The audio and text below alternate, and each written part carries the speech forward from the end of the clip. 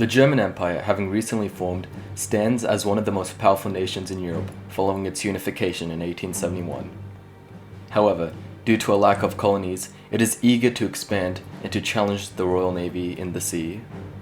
To the west of Germany stands the Third French Republic. Following the disastrous Franco-Prussian War, it was forced to cede Alsace-Lorraine to Germany and is bitter for revenge, having made the Entente alliance with Russia. The United Kingdom has never always been fond of the constant wars in Europe. However, now, with the resurgent Germany threatening the Royal Navy's power, Britain might have to begin engaging in continental affairs once more. The recently formed Kingdom of Italy is a new player to the world stage, and it is also looking to expand. While it has a defensive pact with the Central Powers, it is still not a fan of Austria, who holds ethnic Italian lands. Austria-Hungary's glory days seem to be gone. The fragile empire is ethnically divided with many races wanting out. And although Austria is still seen as a great power, many reforms are needed in order to truly be able to claim that title. The vast Russian Empire seems like a very menacing world power. However, it is crippled from poor leadership. The Tsar is widely unpopular in the empire, and revolution could be imminent unless major reforms are introduced. The Ottoman Empire is steeply on the decline. Its glory days are truly gone, and the empire is practically tearing itself apart with its subjugated lands wanting independence and a poor, unstable government. The United States, much like Britain, sees Europe as not its problem, with the country enjoying isolation.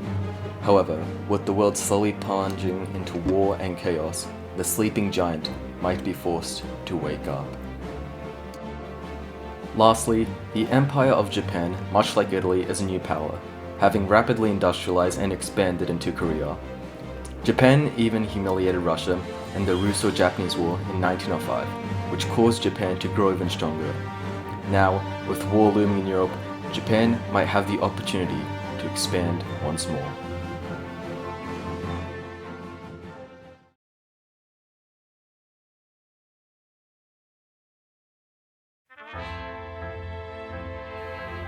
The year is 1910, and the world is strangely at peace. Although tensions run high between the great empires, war seems to be held for now, other than a few colonial conflicts.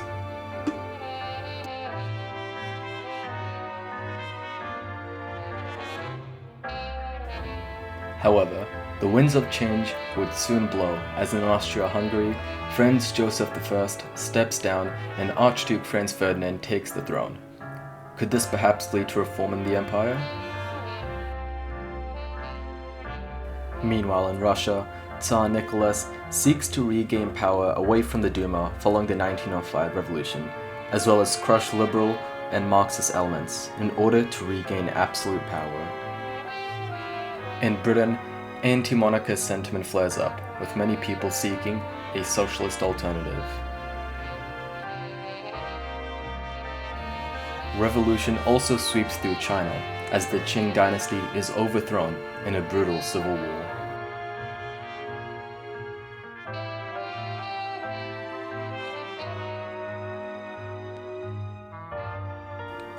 In late 1911, the Tsar, seeking to distance themselves from liberal governments, abandons the Entente alliance, leaving France isolated.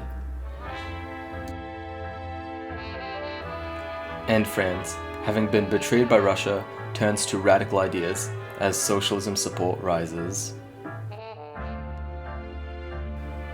And in mid-1912, Italy, seeing the Ottoman Empire on decline, declares war and swiftly invades Libya.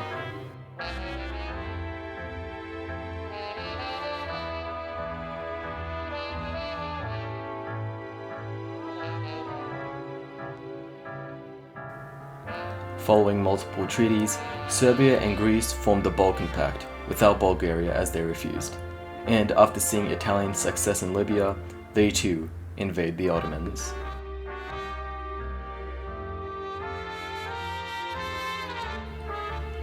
Meanwhile in Germany, the empire liberalizes and reforms as a prime minister is elected into power.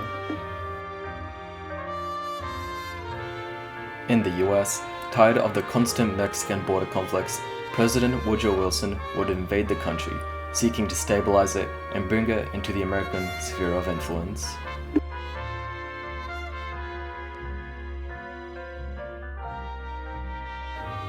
And back in Russia, the people, tired of the Tsar's power, start the Moscow Uprising, with the Russian People's Republic being declared. Soon, the Russian Civil War would be in full swing.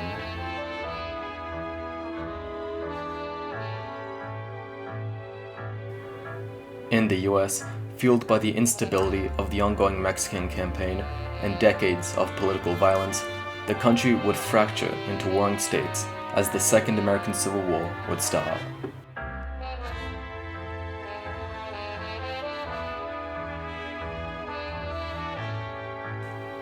In Britain, a socialist revolution would overthrow the government as the monarchy would flee to Canada. As the Socialist Republic of Britain was declared, many colonies to the former empire would declare independence.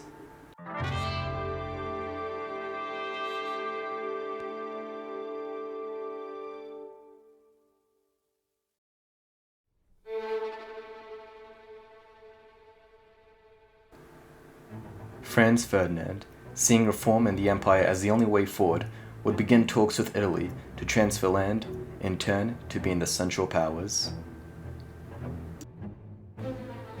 And in Russia, the communist uprising would be crushed, allowing the Tsar to consolidate his power.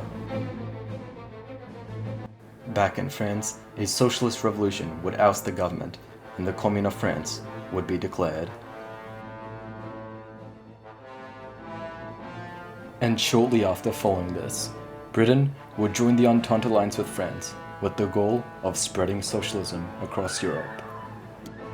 In late 1914, following the defeat in the Balkan War and a revolution, the Ottomans would declare war on Bulgaria, as they felt they didn't deserve the land as they weren't in the Balkan Pact with Serbia and Greece and didn't fight in the war.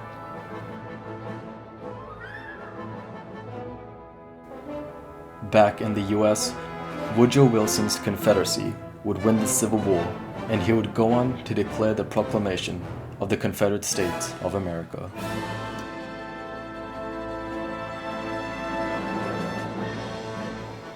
And in Bulgaria, the Ottomans have made good progress. However, thanks to heavy Bulgarian resistance, the line would fall into a stalemate.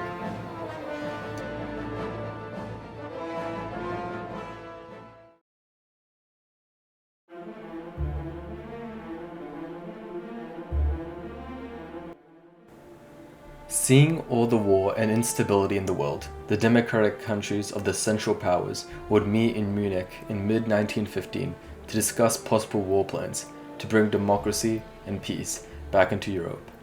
After months of discussing, they landed on War Plan East, the operation to change regimes in the Russian Empire and bring independence to subjugated peoples. And soon, the German, Austrian, and Italian armies would be mobilized as troops amassed on the Russian border. The plan was simple: to surprise attack the Russians who had just started their civil war and beat them back to Moscow.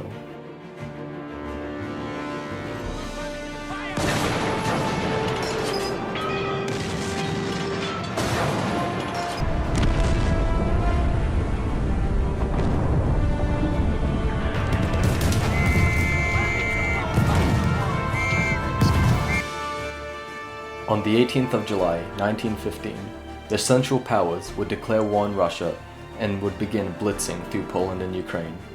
Although the Russians knew an invasion was coming and had mobilized about 3 million men, the army was under-equipped.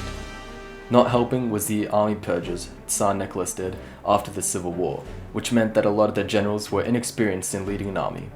All this culminated in their disastrous retreat from Poland and even the fall of Kiev.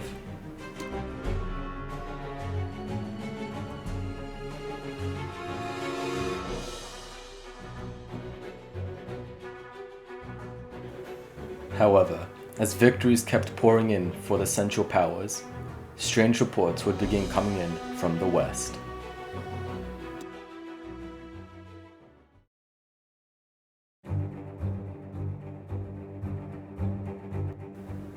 The border in Alsace-Lorraine remained scarcely defended by German forces, and as the Commune of France began mobilizing for war, Germany was forced to halt all major offensives in the east as troops were transferred to the Western Front that was about to open.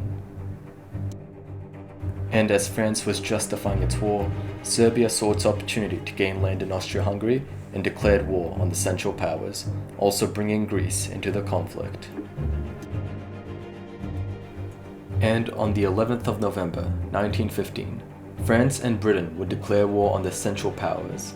And I think the French generals must have been asleep during the declaration, because for some reason they had no troops on the German border. Soon though, they would organize the army and begin to hold the Germans off.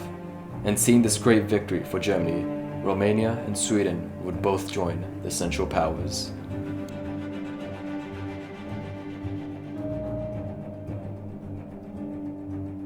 A couple days later, Russia, seeing itself isolated and being pushed back on all fronts, decided to join with their socialist enemies and join the Entente.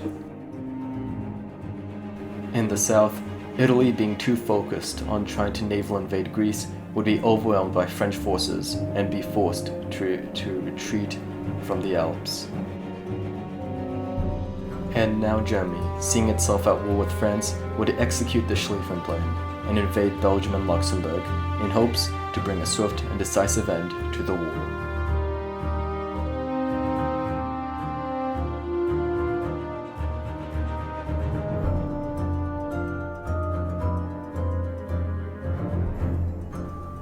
Now seeing its opportunity to regain some land and take some pressure off of France, Russia would counterattack. And while it was ultimately a failure, the Germans were forced to send troops eastwards. And now, with Romania in the war, Serbia would begin getting overwhelmed by the Central Powers who have broken through their lines. In Italy, France had completely crushed their armies in the Alps, and now were on the retreat from Piedmont. And Japan, seeing its opportunity to take German islands, would declare war and join the Entente.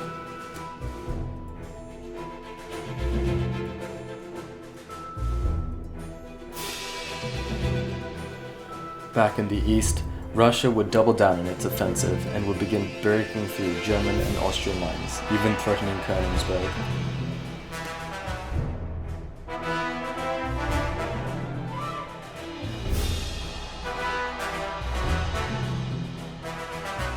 In Serbia once again, the situation has gone downhill really fast, as now Belgrade has been encircled and is being shelled hard. And on the Western Front, despite fierce Belgian resistance, Germany would break through and would begin the march for Paris.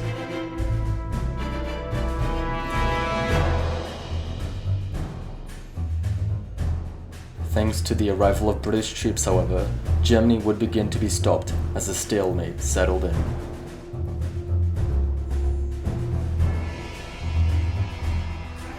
In Russia, thanks to German reinforcements from the west, Russia's advance would be stopped, even as they continued to lay siege to Königsberg.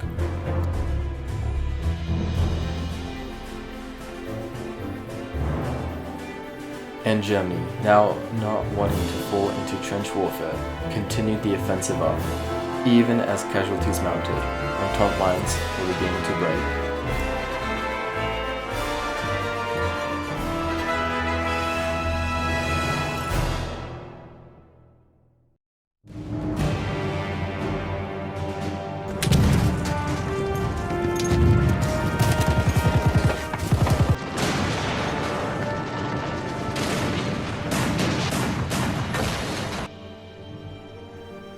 By March of 1916, Italy had been completely exhausted, and a French offensive would blitz through and sever the nation in two, even capturing Rome. As strikes and protests threatened to bring the unstable nation down, Germany and Austria were forced to begin sending in reinforcements to the north. In April of the same year, the Ottomans, still at war with Bulgaria, would join the Central Powers and declare war on Russia, expanding the war to the Middle East. And with the collapse of Serbia and Bulgaria joining the Entente, the Central Powers would begin a joint German, Austrian, Romanian, and Ottoman offensive to crush the nation. Back in Italy, German and Austrian forces were able to land on the two fronts and successfully stopped the French assault. And by now on the Eastern Front, the two sides have fallen into trench warfare, with neither side being able to push. In the north of France, the Schlieffen Plan was still going strong, as Germany was able to encircle the French at Lille, and are still pushing south, despite heavy losses.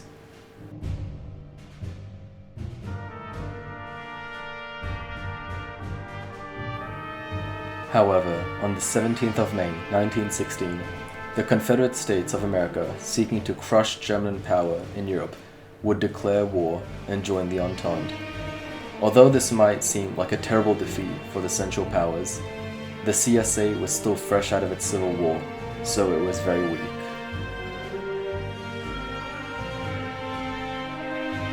In June of 1916, the Central Powers, seeking to knock the now politically unstable Russia out of the war, would launch their summer offensive, seeking to crush the weak Russian forces.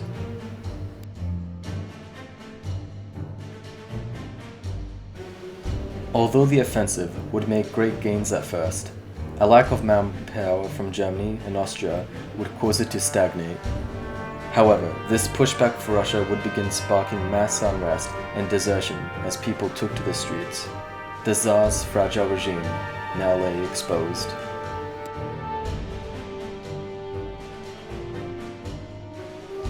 Germany, now wanting more troops for their summer offensive in Russia, would controversially order a stop to all offensives in France to send manpower eastwards.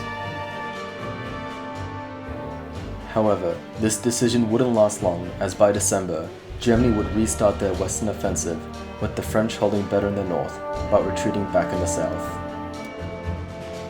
At the same time, the Central Powers would begin their attack in Italy, but to little success.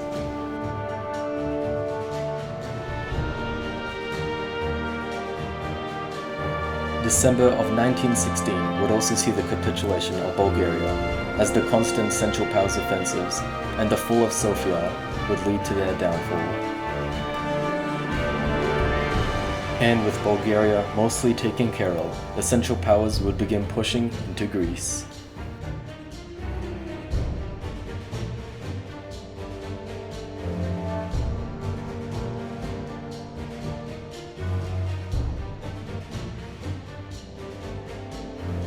Back in France, the Germans would begin breaking through once again and slowly push towards Paris.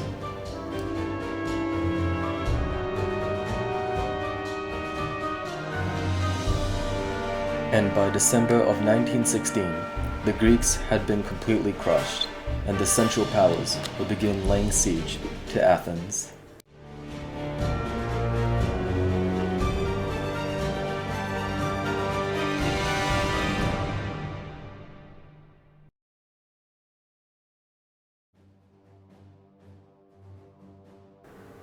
By the start of 1917, the great powers have been completely exhausted, and with no end of the war in sight, the question of the victor remains. Russia would open the year with the Brusilov offensive, the Tsar's last-ditch effort to stop imminent collapse or revolution. However, while it did well at first, it would be completely halted soon, and by March, Russia would begin peace talks with the Central Powers. With Russia tearing itself at the seams and now suing for peace, France and Britain would publicly denounce the Tsar for being a traitor to the war effort and their allies. They then went on to say that they will not surrender and continue fighting on, even to the bitter end. However, this prospect seemed less and less popular, as with the Eastern Front basically closed and the Confederacy not sending any troops to France, Germany would begin their all-out offensive. By April of 1917, Germany would make a massive breakthrough north of Paris, and a couple months later, the French defenses in Compiègne would completely shatter, leaving the path to Paris open. As the Germans neared Paris, Many began to flee the city. However, a few radical communist defenders would defend the city, intending to go down with it if need be. The Germans originally didn't want to shell the city, but seeing such fanatical resistance by the French, they would begin to heavily shell the city, which greatly damaged the Eiffel Tower and other landmarks.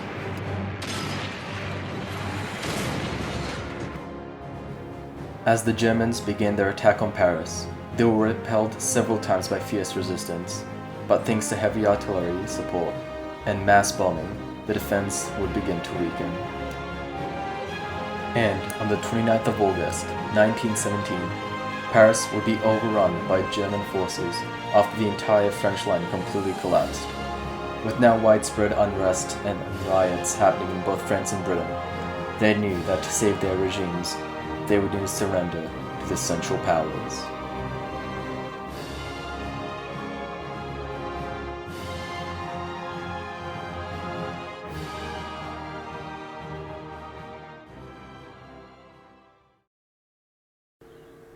Following the armistice and the signing of the Frankfurt Treaty, by 1918 the European borders had completely changed. To the east, Russia was forced to release multiple nations, now independent with democracies, as well as cede land to Romania and the Ottomans. The Tsar's regime still reigns for now. To the north, Sweden would also get their claimed land in Finland.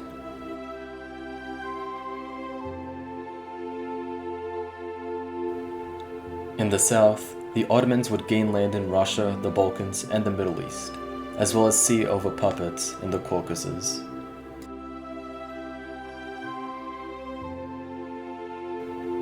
And although they got Egypt, the Suez would still be controlled by the Germans, much to the anger of the Ottomans.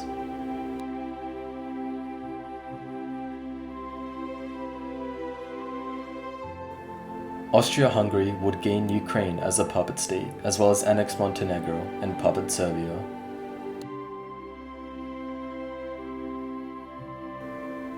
Italy, although being half occupied for most of the war, would get their claimed lands in France, Corsica, and Tunisia.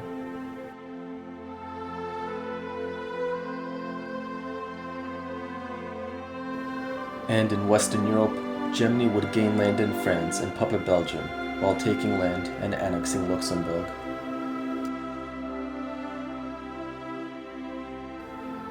And for now, the world is once again at peace. How long this will last is up for debate.